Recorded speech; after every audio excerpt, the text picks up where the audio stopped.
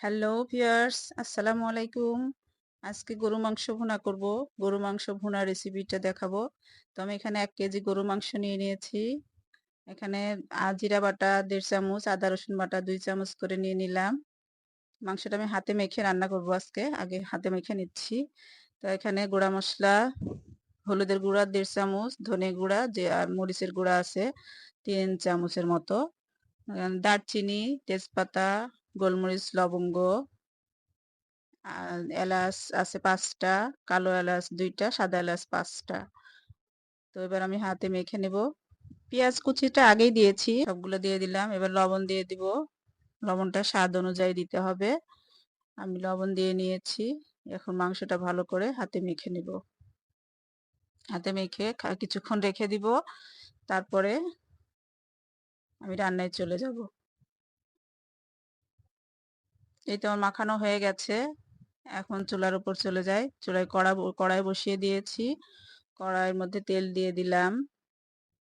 পরিমাণ মতো তেল দিয়ে এখানে গোটা জিরা দিলাম ফোড়ন দেওয়ার জন্য। তারপরে পেঁয়াজ দিব। পেঁয়াজ তো আমি মাখানোর সময় দিয়েছি কিছুটা, আর এখন তেলে দিয়ে একটু লাল লাল করে ভেজে নিব।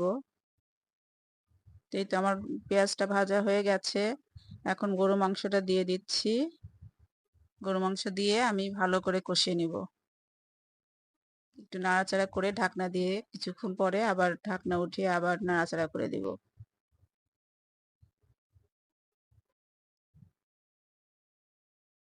তো ঢাকনা উঠিয়ে কয়েকবার নাড়াচাড়া করে দিয়েছি। তো আমার কষানোটা প্রায় হয়ে গেছে। এই পর্যায়ে আমি রান্নার জন্য গরম পানি অ্যাড করে দিব। দিয়ে আরো কিছুক্ষণ আমি রান্না করে নিব।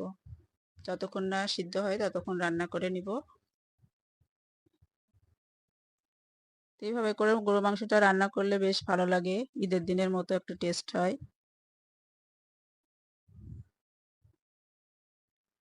ছেলের বাবা বলল, একটু আজকের মাংসটা একটু ঈদের দিনের মতো রান্না করো।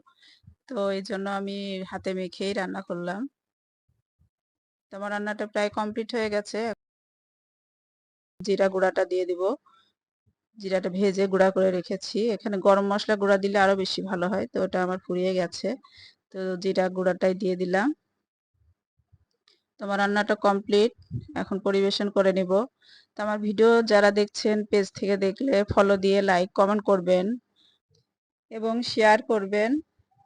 আর ইউটিউব চ্যানেল থেকে দেখলে আমার চ্যানেলটি সাবস্ক্রাইব করবেন, লাইক কমেন্ট করবেন। ভালো থাকবেন। আসসালামু আলাইকুম।